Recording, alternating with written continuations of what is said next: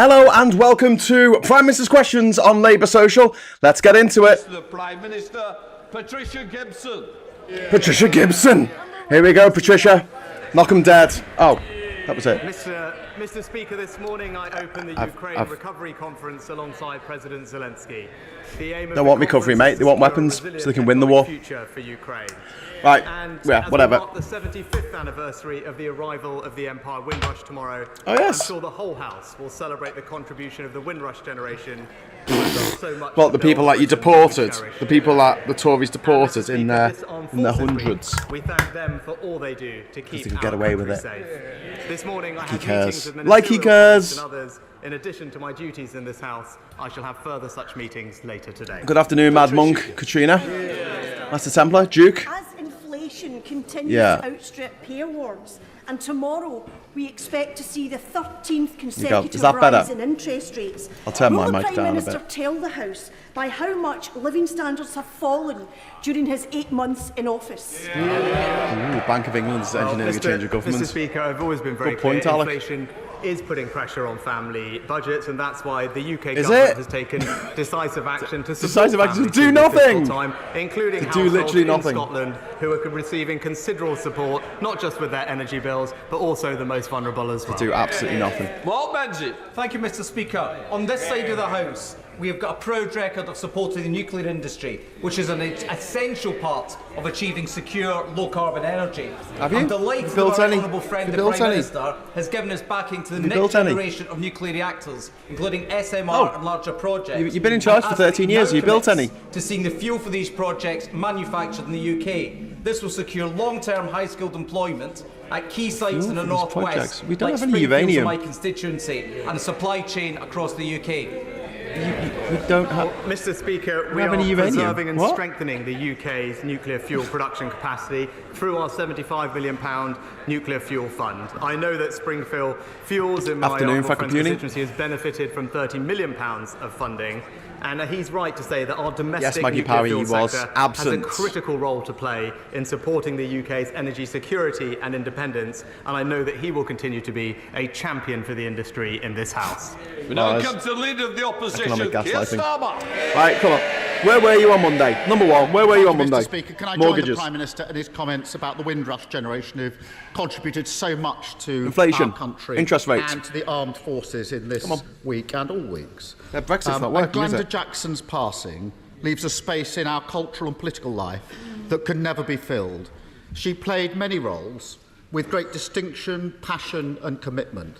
Academy Award-winning actor, campaigning Labour MP and an effective government minister. We will never see talent like hers again.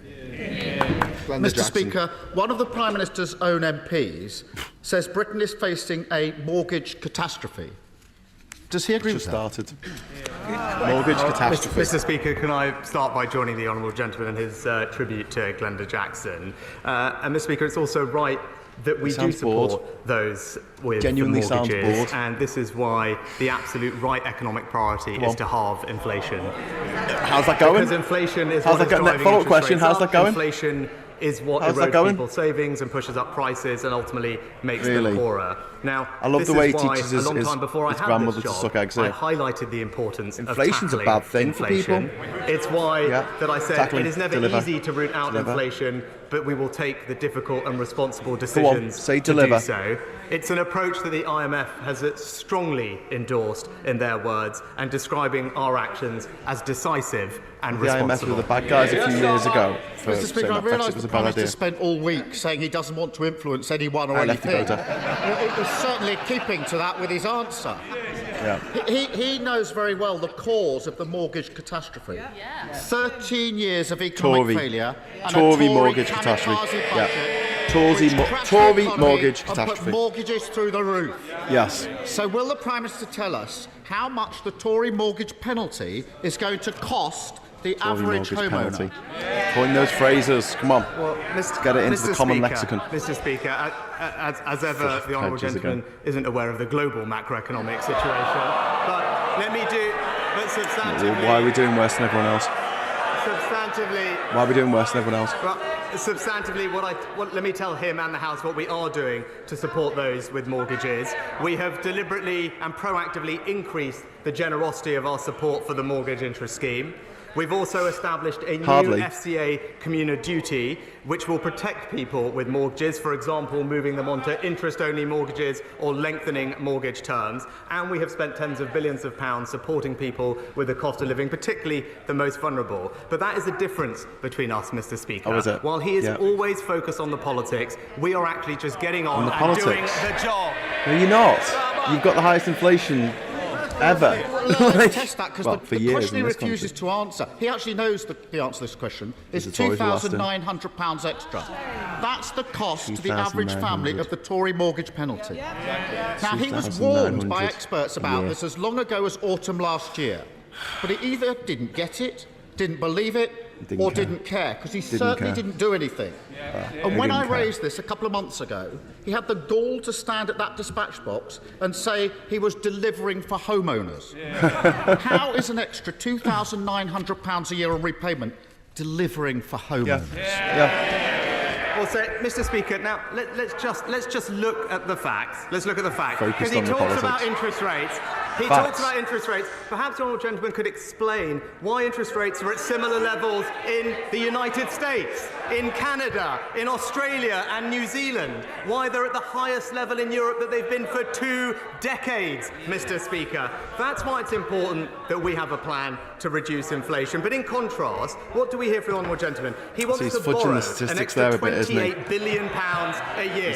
He's saying, everyone else is bad as well. He wants to ban new supplies of energy from the North Sea. You like to compare us with other countries when it suits them. I've noticed that.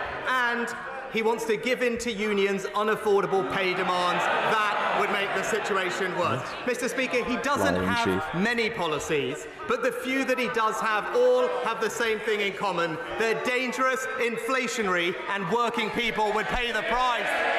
Dangerous and inflationary. You're in charge and inflation's through the roof. Sorry? I don't think we need any more, do we? No. Keir Starmer. Mr. Speaker, I appreciate the Prime Minister has a keen interest in the mortgage market in California, but I'm talking about mortgage holders here. And whilst his government is consumed in law-breaking, chaos and division, working people are paying the price. This morning, I spoke to James in Selby.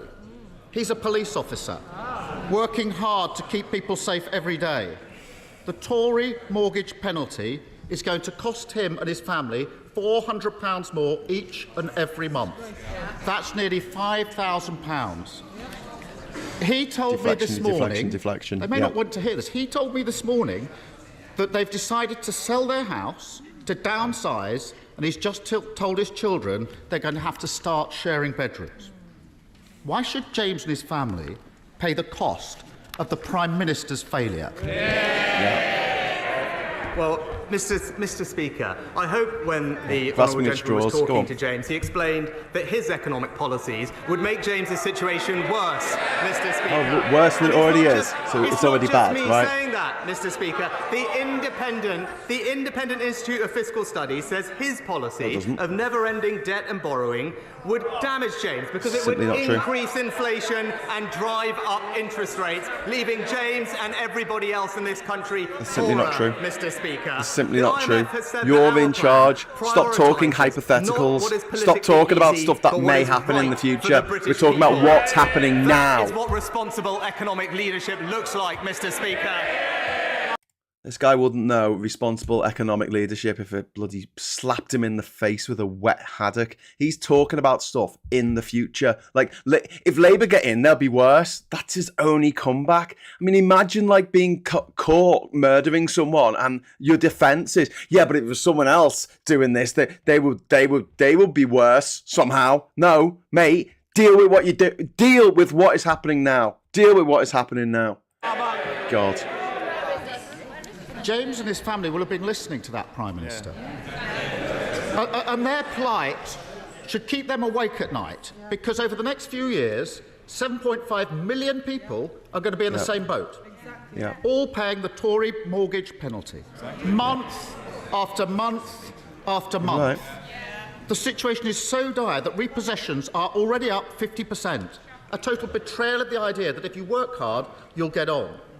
So what's the Prime Minister going to do to make sure more families don't lose their homes? Mr. Speaker, I know he's reading from his prepared script, but he failed to actually listen to the that's answer always. that I gave. They have to submit the questions in advance. Oh, that annoys me. Sorry, I'm just going to pause it there. Reading from his script, yes, these questions are submitted to the Prime Minister before he has to answer them. You've got to understand that. And for him to say you're reading from a script when he is reading from a script is at best disingenuous, at worst. This guy should be in jail for his crimes against humanity and the crimes that he's committed against the British people. Let's watch some more. Mr. Speaker, we've increased the generosity of support for mortgage interest scheme. We did that proactively in advance. We've also established a new FCA consumer duty that will protect borrowers, for example, by allowing them to extend their mortgage terms or switch to interest-only mortgages. And we have spent tens of billions of pounds on interest-only mortgages, and they can't afford the repayments. Steps that we are taking to help James. And oh my God! Who are facing these Hello, fellow angry internet friends. And, hello, Tap Tap Monster. I am pleased to say, Mr. Speaker, they are actually running at a level today that is below when we entered the pandemic, Mr. Speaker, because of the actions that we're taking. But more importantly than that, perhaps, Mr. Speaker, how's our economy going? Running is it back to pre-pandemic lower than the level levels? we inherited from the last Labour government?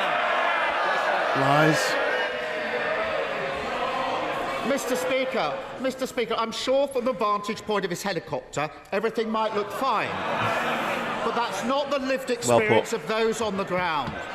After 13 years of economic failure across the country, people are paying the price of uncosted, reckless, damaging decisions by the Tory party.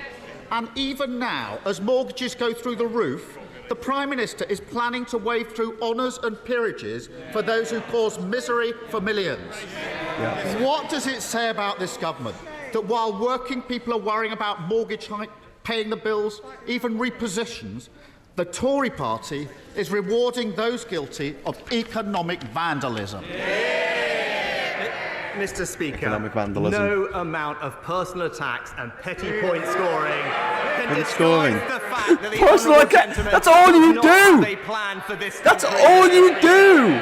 It's not up to them. They're in opposition. We are getting on and Hypotheticals. Hypotheticals. Inflation is a challenge. All he's got left. While we are on track to keep reducing it, we are reducing waiting lists. We are stopping the boats. No, you're not. No, you're not. He's absolutely not doing any of this stuff that he's saying he's doing. He is standing there in front of Parliament, in front of you, in front of the country, just lying, stopping the boats. There's more people coming on boats than ever before. We had like 800 in a day the other day.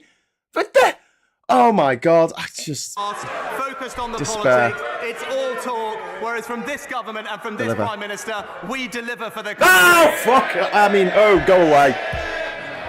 Bloody hell. Popular, come on. Thank you, Mr. Speaker. My constituents continue to be concerned about energy prices and energy security. Will the Prime Minister assure me that he will not cave in to the extremist bullies from Just Stop Oil and their extremist bullies on the Labour leadership from the oil industry, instead commit to developing new oil and gas production in the United Kingdom, which will be good for jobs, good for the economy, and make us less dependent on foreign countries for our energy supply.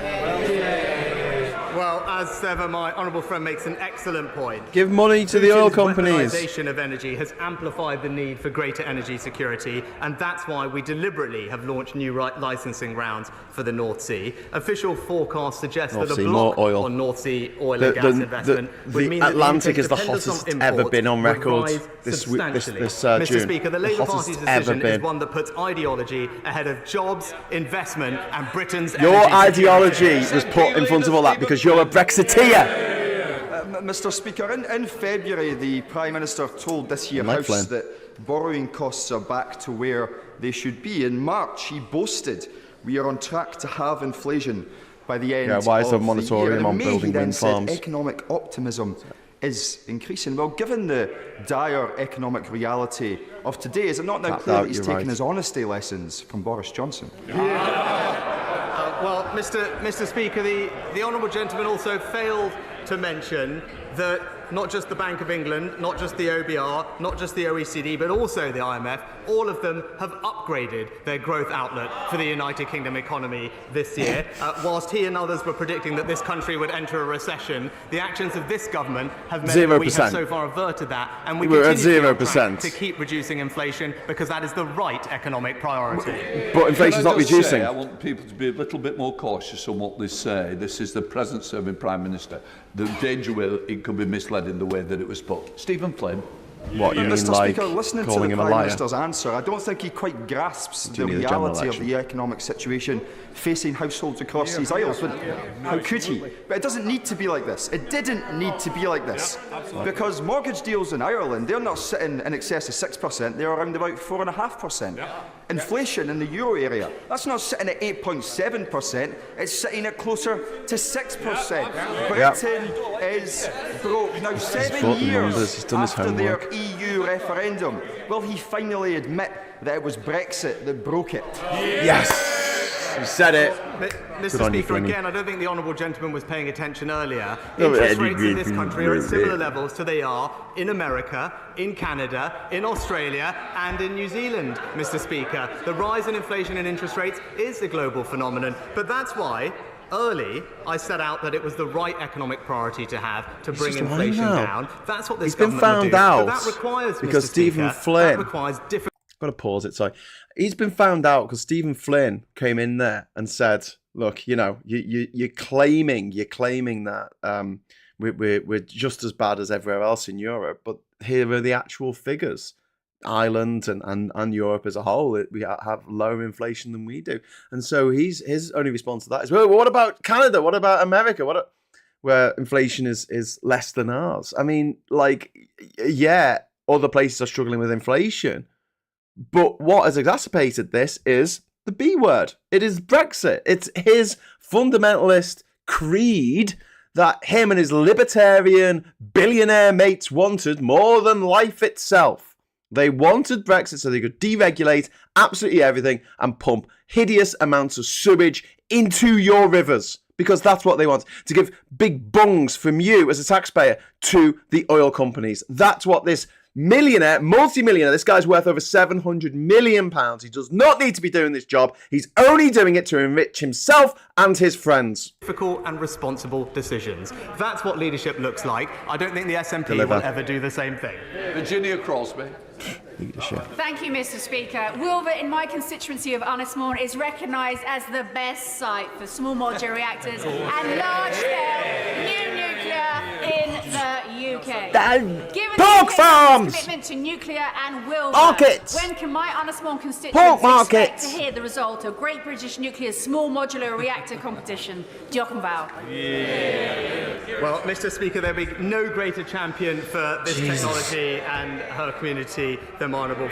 I think we've got another character that we need to include in our Tory MP list, along with, you know, Hyacinth Bouquet, and every evil Roald Dahl character rolled into one. In the case of Suella Braverman, we also need like the evil female characters from an Aardman animation. You know what I mean, don't you? That was pure something from Wallace and Gromit. That just going on there. You know what I'm getting at. Friend. I bet she's got an evil robot dog in the old bakery helping him out. My understanding is that the first stage of market engagement is already underway. The expectation is that the down selection process will be launched this summer with an ambition to assess and decide on the leading technologies this autumn. The competition will be open, judicious, fair and robust, and I express all my confidence that we will select the best technology for the United Kingdom. Thanks, you're welcome again. Right, Stephen Furry. Thank you very much. 4 months after the very welcome Windsor Framework, there is still no restored Northern Ireland Executive or Assembly, and we are facing an unprecedented budget crisis. This situation is untenable. It's getting worse every day, and the government approach seems to be to wait to see if something happens rather than leading from the front. So can the Prime Minister confirm that he's willing to work with the Northern Ireland parties on a financial package? Tell the DUP what to do. And also, will he put the DUP back in its box to drive a process, including putting reform with institutions on the agenda, so that those who want to govern Northern Ireland can do so? Mr. Speaker, can I thank the honourable gentleman for his engagement with me and the government during this process. I share his frustration, and our focus remains on delivering for the people of Northern Ireland who expect and deserve their locally elected decision makers to address the issues that matter to them most. I thank him for his kind words about the Windsor Framework and how it allows us to move forward. And for many years we have recognised the challenges particularly facing Northern Ireland, and that's why we've provided over £7 billion of funding on top of the Barnett Block grant since 2014. I can assure him that my right honourable friend, the Northern Ireland Secretary, remains in close contact with all the parties in Northern Ireland to clarify what more is needed so that we can restore the conditions for executive formation. Just to answer a question that's just come up in the chat about the Alliance Party. So the politics obviously in Northern Ireland is very much split between Catholic and Protestant, and people who want a united Ireland and people who desperately want to stay with the rest of the UK. And the Alliance Party bridges that gap. So Alliance Party has representatives from different communities in it, and they try and be the sort of the progressive voice, the centre voice between angry Protestants and angry Catholics, and they're sort of in the middle, and they do quite well. I do like the Alliance Party. They're worth keeping an eye on in the future. But the fact that the DUP basically has a veto over whether the Assembly building, whether Stormont in Northern Ireland, whether they sit or not, and this is ridiculous. It's like giving the power of whether the UK Parliament sits to Nigel Farage. Yeah, and him going, no, I don't think it should sit. I don't want to. It's a real complex situation, but it boils down to this government is too cowardly, again, going back to the cowardice, it's too cowardly to take on the DUP, who are blocking the Stormont Assembly from assembling, like the Avengers, but they're blocking it. And this government are doing nothing to, tell these clowns at the DUP to wind their necks in. Dr. Liam Fox. Thank you, Mr. Speaker. Since 2016, cumulative growth in Italy has been 4%, in Germany has been 5.5%, in the UK has been 6.8%. In May last year, British exports to the European Union were not just the highest since Brexit, but since records began. The UK had the highest growth of any G7 country in both 2021 and 2022. The Eurozone is currently in recession. We are not. Is it not time we heard more good news talking Britain up? You can't just make up your own statistics. Oh my God, he should be put in contempt of Parliament for that.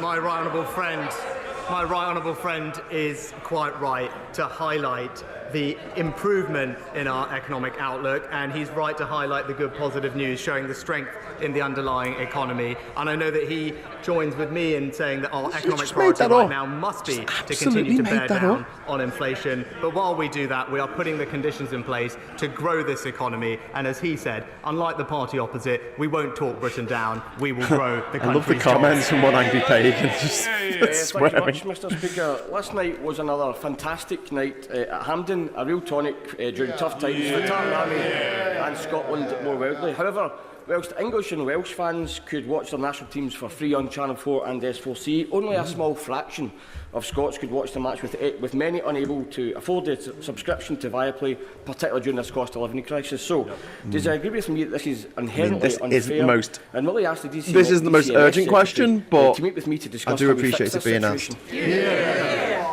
Well, can I join with my honourable friend in his comments about the match and let him know that I know the Culture Secretary is engaging with him and others on this particular topic, and I'll make sure that she gets back to him.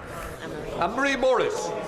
2% nominal growth and inflation is 8%. It's a 2% contraction. Conducted some research on cash acceptance. Their research found that nearly half, 45% of people, have been somewhere where cash has not been accepted or has been discouraged, and 49% said being unable or being discouraged to pay in cash was inconvenient. Will the Prime Minister look again at the financial services I don't know what's going on with the sound there. That's the feed coming in from the BBC. And ensure that any entity providing a public service directly to the public and involving if this was James O'Brien, we would have cut her phone call off by now. Well, Mr. Speaker, we know that cash continues to be used by millions of people, particularly those in vulnerable groups. And that's why the Financial Service and Markets Bill will, for the first ever time, protect people's access to cash in UK law. The bill also supports businesses to continue to accept cash by ensuring reasonable access to deposit facilities. But as technology and consumer behaviour changes, it is right that organisations themselves should be able to choose the forms of payment that they will accept. Okay, before we go to the next question, I just want to come up with something. It's not come up on the chat here, but it's on the live chat. Adrian Wilson making a really good point. It's not good news from Liam Fox. It's a set of misrepresentations that have been doing the rounds for quite a while in self-deceiving Brexiteer circles. Comes mostly from Tufton Street folk. Yeah, it's a manipulation of the numbers to make it sound good. And we can do this. We talk about growth, right?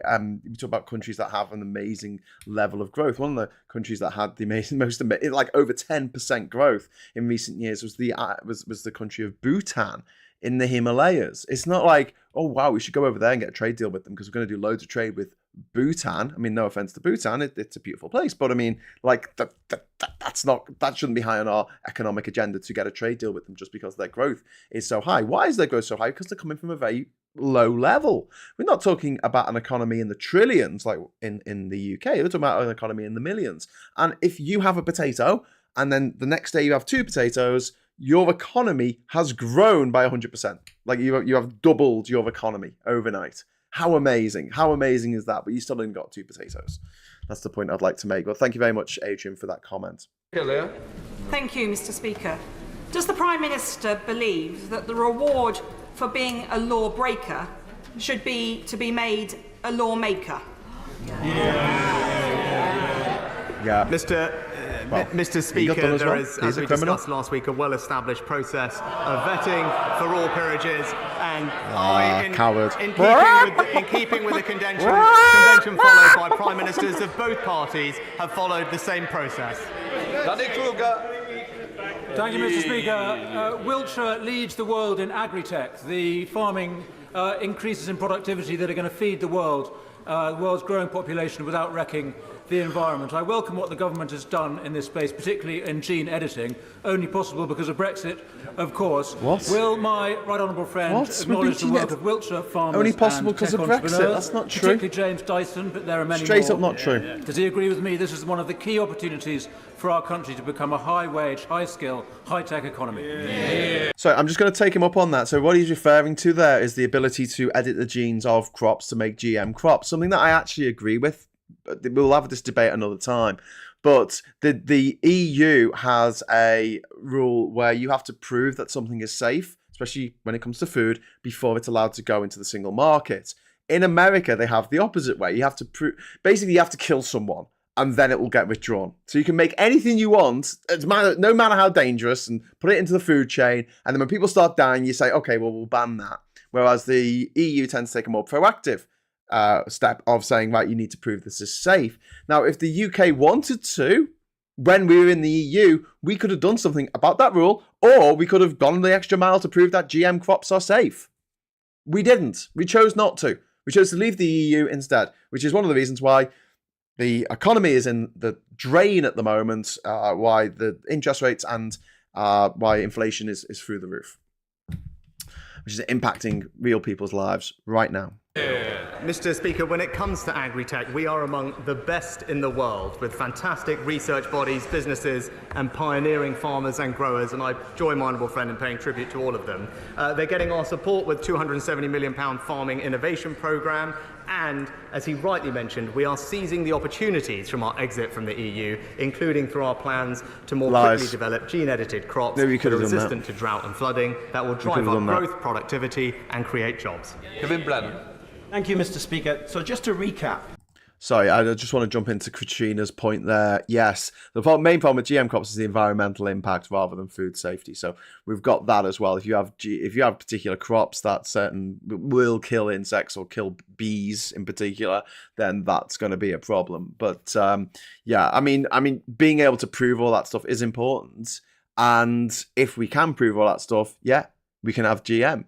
And I think that should still be the case, don't you? Don't you think it should be something that we can prove that this is safe and it's not going to impact the environment in a negative way, etc., etc.? Like, shouldn't that be done first before we say, yeah, it's a free-for-all, plant whatever you want? During this Parliament, we've had one Tory Prime Minister who turned out to be a proven liar. A second Tory Prime Minister who was outlasted by a lettuce. After this week's pathetic no-show by the Prime Minister, what one word would he use to describe himself? Might it be weak? Yeah. Oh, I love it. Weak. Mr. Speaker, Weak. what's weak is the party opposite being unable to stand up. It's being able to stand up to the people who fund them and stand behind hard-working families. The people who fund them. You're funded by a mixture of Russian oligarchs and oil barons. What? Mr. Speaker, I welcome the steps the Prime Minister is taking to stop illegal, dangerous and unnecessary small boat crossings, which are overwhelming our asylum system. But I have to raise significant concerns about a recent decision to stand up a third hotel in Burton, as well as increase capacity at another hotel by 64%. This is going to have a serious knock-on effect for our response to homelessness and rough sleeping, as well as causing challenges for wider public services in East Staffordshire. What further support can the Prime Minister provide local authorities in East Staffordshire to deal with these urgent concerns? Well, Mr. Speaker, this is why we need to stop the boat so that we can... Sorry, yes, Alec. I forgot tobacco companies and arms manufacturers. Relieve the unsustainable pressure on our asylum system and accommodation services, which is costing British taxpayers over £3 billion a year. Our new bill will ensure that anyone arriving illegally will be detained and swiftly removed. But in the meantime, we will take action to address the unacceptable costs of housing migrants in hotels. We recognise the pressure this places on local areas. That's why central government is providing further dispersal financial support. But I will ensure that my honourable friend gets a meeting with the Immigration Minister to discuss her specific local concerns further. Andy Slaughter. Thank you very much.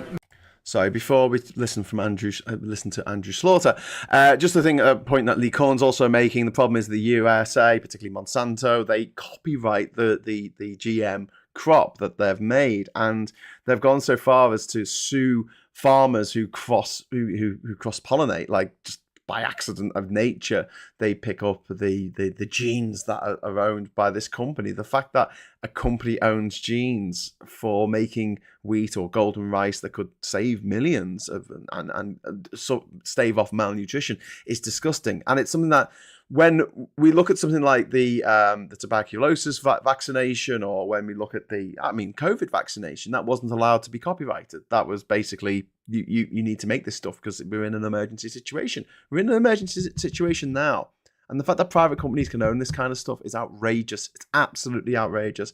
And I hope that it's something that the EU is right to stand up against. But, we're Brexited now, so let's let anyone do what they want as long as they've got money, because that's all we care about. Money. Mr. Speaker, Imperial NHS Trust described the government's recent decision to delay the rebuilding of Charing Cross, Hammersmith and St Mary's hospitals as hugely damaging for the health and healthcare of hundreds of thousands of people. Will the Prime Minister keep the promise made to me by his predecessor 1 year ago from that dispatch box and guarantee completion of new hospitals on these sites by 2030? Go on. Mr. Speaker, the government remains committed to 2 new hospital schemes for Imperial College Healthcare Trust at Hammersmith Hospital and Charing Cross Hospital, and for St Mary's Hospital as part of the new hospital programme.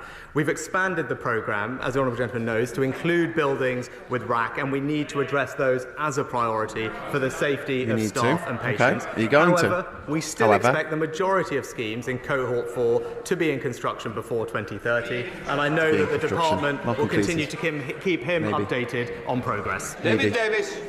Mr. Speaker, the United Kingdom sanctioned Iran for promoting terrorism, for destabilising the Middle East, for supplying weapons to our enemies, and of course the proliferation of nuclear weapons.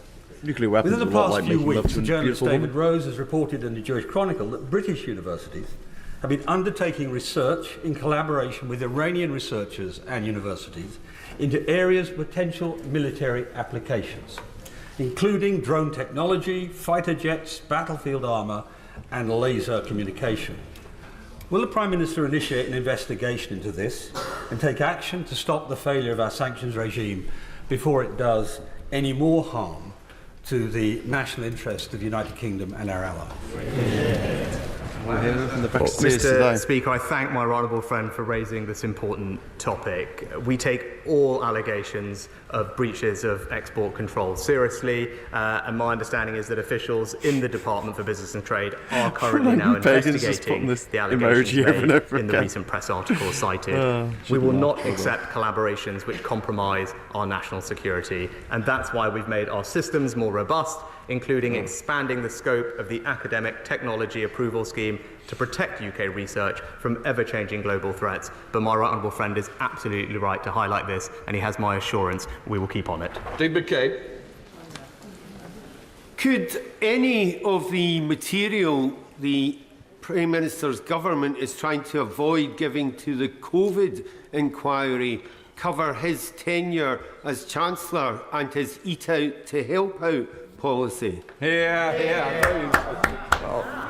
Mr. Speaker, as I've said before, I think it is right that we learn the lessons from COVID, and that's why, so that we can be better prepared for the future. And that's why the government has cooperated in a spirit of transparency and candour with the inquiry, handing over more than 55,000 documents so far, Mr. Speaker.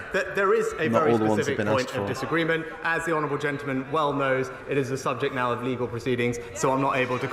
Listen, I know that I stole £1 million from that bank, but I have given back £55,000 of it. So if you think about it, was it really a crime? Was it? Comment further. Greg Smith. Mr. Speaker, despite being world leaders in motorsport, the UK has not hosted a round of the World Rally Championship since 2019. We now have an opportunity to host a round in Northern Ireland next year to bring in excess of £100 million to the economy. But to make that happen, the promoters need government underwriting of approximately £1 million. So will my right honourable friend the Prime Minister agree with me that this event simply must go ahead and instruct the relevant departments to work with the APPG for motorsport, Motorsport UK and the promoters to make it happen? Well, Mr. Speaker, Northern Ireland is a fantastic place to host international events, and I'm delighted that my honourable friend shares my enthusiasm for driving forward prosperity in Northern Ireland. And with tourism, though, being devolved in Northern Ireland, I suggest he engages with Tourism NI on this potential event, and I look forward to hearing how he gets on. Israel Black. Mr. Speaker, the UK government and His Majesty's loyal opposition refuse to face up to the bleak realities. Brexit is causing weaker growth and a soaring inflation, according to the former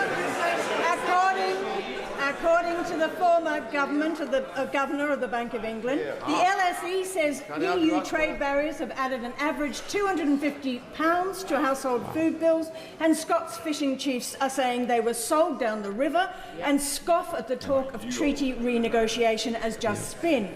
With such colossal failures stacking up, and the former PM, who played a leading role in the Leave camp, finally exposed as a serial liar, will the current PM apologise to my constituents in Edinburgh North and Leith? Mr. Speaker, I'll just point out to the honourable lady, because she's going on about the EU and us leaving it. We have actually grown. Did you hear that patronising little bit of sexism there, lady, going on? Yeah. Grown faster than France and Italy since we left the single market, Mr. Speaker. Our exports have also grown by 25% just since COVID, and as we heard from my honourable friend earlier, that Sorry, since COVID, since everything was locked down, our exports have gone up. Did you hear them then? Did you hear that? 25% since COVID. So basically, since our economy stopped, it's gone up 25%. Our exports. That means that over the long term, they've gone down massively, because that is 25% more than Sweet FA, because we had a pandemic. Every single international organisation has upgraded their forecast for UK economic growth. That's because we've got the right priorities to drive growth, create jobs and spread opportunity in every part of our United Kingdom. Thank you, Mr. Speaker. Hospices across the UK provide quality but also compassionate care to people at the end of their lives, such as Mountbatten Hospice in my constituency, who looked after my office manager Sue Hall when she passed away in March. That's why I and her son-in-law, Miles Rogers, will be skydiving to raise money on Saturday, and we've raised £6,000 so far. The Prime Minister should feel free to donate to the campaign. He will send his best wishes to all hospice workers across the United Kingdom. Hey guys, I'm going skydiving. Join with my honourable friend, first of all wishing, I think it was Miles, good luck this weekend as he raises money, but also join him in paying tribute to all our incredible hospice volunteers. I wasn't talking about him using the word lady, that's fine. I was talking about him using the term literally going on, because it's a bit like, calm down, dear. Bit patronising, and workers across the country. They do a fantastic job in all our constituencies at a very difficult time for families' lives, and we all owe them an enormous amount of thanks. Jim Farrell. Thank you, Mr. Speaker. Half of us, sadly, will get cancer at some point during our lives. And half of those with cancer will need radiotherapy treatment. Yet 3.5 million people in this country live in radiotherapy deserts where they don't have close access to the treatment, including my constituency, where my patients living in Westmoreland have to travel 3-hour round trips every day to get life-saving treatment. So would the Prime Minister back our proposal for a satellite radiotherapy unit at Westmoreland General Hospital in Kendal, and also help support all the other members living in the radiotherapy deserts to bring radiotherapy close to their communities too? Well, Mr. Speaker, I know, like the honourable gentleman, not going to do anything, though. Access to healthcare in rural areas is particularly important, given the distances that our rural constituents have to drive.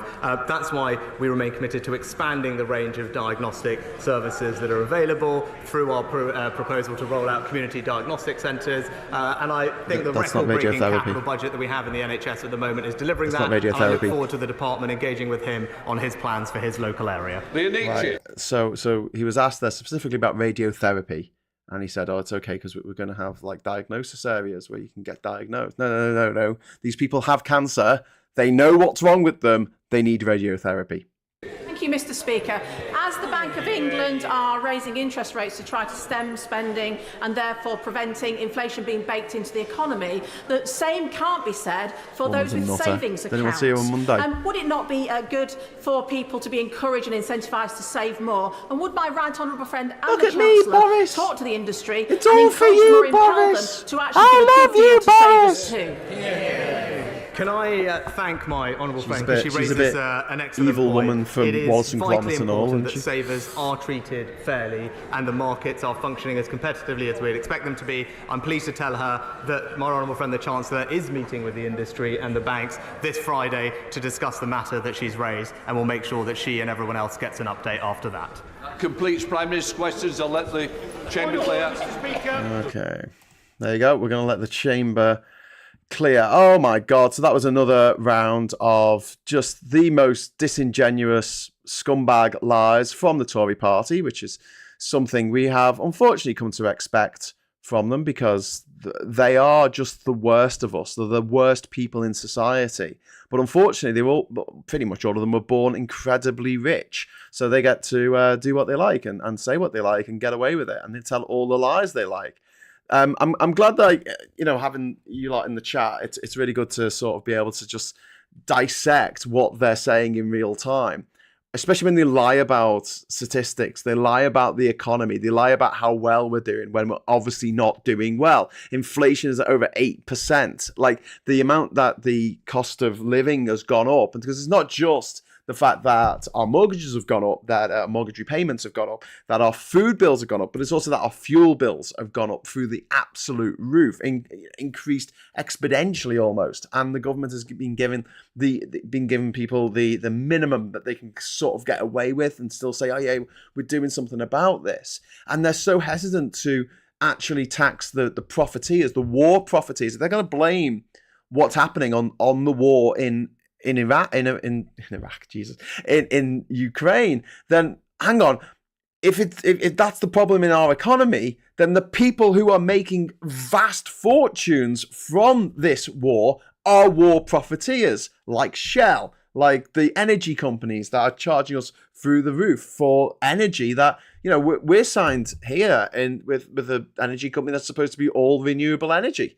Why has it affected us? Why has the cost of oil affected us? Well, because the cost that you pay for your fuel is based on the most expensive commodity. And at the moment, that is gas or oil, carbon fuel. And that's why we're paying so much. And the Tories, instead of, I don't know, investing in wind farms, investing in money, like, actually on our country, in our country, investing in ways of making energy that we can use, like solar panels, like tidal, like nuclear even. Instead of investing in that, they're investing in North Sea oil. And they've got a deal that they've done with the Norwegian government, in which the Norwegians are going to get most of the oil that we dig out. They're going to make most of the suck out, I guess, not dig out, suck out the ground. They're going to get most of the profit from it, and the people of Norway, because they have a sovereign wealth fund, something that we don't have, are going to become better off as a society through the oil that we're going to be drilling, that we're going to be subsidising through our taxes, because that's the Tory way. It's where's the bottom line? There's a character in Joseph Heller's Catch-22 called Milo Minderbinder, I think it is. And he is absolutely insane about selling stuff. He wants to sell cotton for people to eat. He sells the plans to the Germans for where the Air Force base is and where they can bomb. He's just, everything's got to be sold. Everything's got to be sold. He's absolutely obsessed with it. And he's supposed to be a comedy character. It's as though these Tories have taken this comic character from a dark comedy book, the Catch-22, and use that as their creed for how the world should work, how they believe the world should work. And it's so frustrating to see that people and people that I know are taken in by this. And it's the same frustration that I feel that people must feel when they lose a family member or a very good friend to a cult. And you're like, how can you believe this nonsense? It's such transparent nonsense. Yeah, but he's got a posh voice and he's charismatic and he makes me laugh. It's like, God, the time for that shit is over. What we need to be doing now is sorting out the problems in our country. And the Tories can't do that. And that's why every single Prime Minister's questions, like Rishi Sunak, and before then Liz Truss, and before then Boris Johnson, and before then Theresa May, whenever they are assaulted with a question to, why is the situation bad right now? Why is the house on fire? Their only response is to say, yeah, but if you were in charge, the house would be even more on fire. It's not helping. It's really, really not helping. Anyway, so, oops, missed it again, says Samu. Don't worry, you can watch it on Catch Up or on YouTube, as it's also called. So I will be back tomorrow for another round of Morning Brew in the morning at 9:30. I'll be probably streaming from my phone, I think. I don't know what's going to happen. We will see. I will either be in Glastonbury or in the queue of cars trying to get into Glastonbury.